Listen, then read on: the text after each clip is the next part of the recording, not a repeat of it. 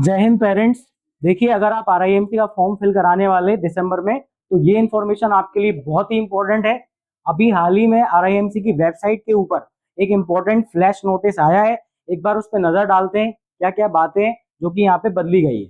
ठीक है, देखिए, सबसे पहले ये नोटिस के लिए आप क्या करेंगे, जैसे आपको अगर इस नोटिस को निकालना है मैनुअली, तो आप आरआईएमसी की वेबसाइट पे आएंगे। फिर वहां पे यहाँ फ्लैश नोटिस के नाम से आपको दिख रहा होगा, यहाँ पे हाईलाइट होता हुआ, इस पे क्लिक करेंगे। यहाँ पे कुछ चेंज हैं जो कि करे गए हैं फॉर्म भरने से पहले, ये हमको पता होना चाहिए।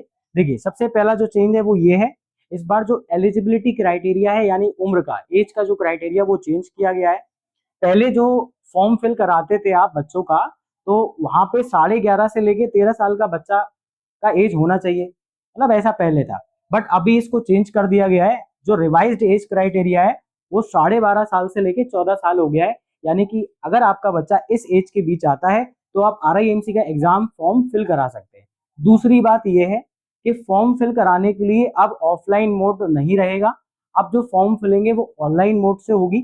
यानी कि इस बार जो ये एग्जाम है वो एनटीए कंडक्ट कराने वाली है, नेशनल टेस्टिंग एजेंसी। तो उनके पोर्टल के ऊपर ये फॉर्म, जैसे सैनिक का और राष्ट्रीय मिलिट्री स्कूल का फॉर्म फिल किया जाता है, ठीक वैसे ही आरआईएमसी का पेपर भी अब एनटीए के पोर्टल से ही ऑनलाइन रजिस्टर किया जाएगा।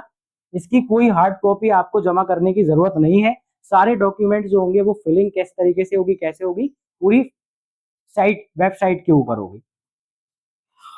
फिर क्या होता है कि जैसे पहले क्या होता था, एक मॉड्यूल भी मिला करती थी, इस तरह की ये मॉड्यूल है जो कि जब आप फॉर्म फिल कराते हैं ऑफलाइन तो उसके साथ मिला करती थी। बट इस बार इन्होंने ये बताया है अपनी साइट पे कि जो एप्लीकेशन फॉर्म होगा will not be available through RIMC. पहली बात तो जो एप्लीकेशन फॉर्म है वो आरआईएमसी की साइट पे अब नहीं मिलेगा, जो कि पहले मिला करता था, क्योंकि एनटीए की वेबसाइट है, एनटीए के पोर्टल पे रजिस्ट्रेशन होगा, फॉर्म फिल होगा, तो वहीं पे सारी चीजें अवेलेबल होंगी। दूसरी बात, इन्होंने बोला है कि However, welcome package including the PYQ previous year question paper, जो ये मॉड्यूल्स का जो क्वेश्चन पेपर का मॉड्यूल मिलता था, ये अब से प्रोवाइड नहीं किया जाएगा।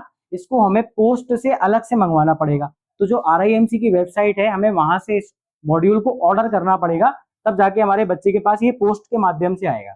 तो एक ये चेंज किया गया है।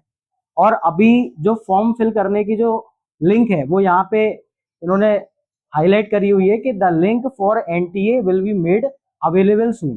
तो जैसे ही लिंक आएगी हम इसकी भी वीडियो बना देंगे, आपको इन्फॉर्मेशन दे देंगे और किस तरीके से फॉर्म फिल करना है, क्या डॉक्यूमेंट लगेंगे कंप्लीट, उसके ऊपर हम बात कर लेंगे तब।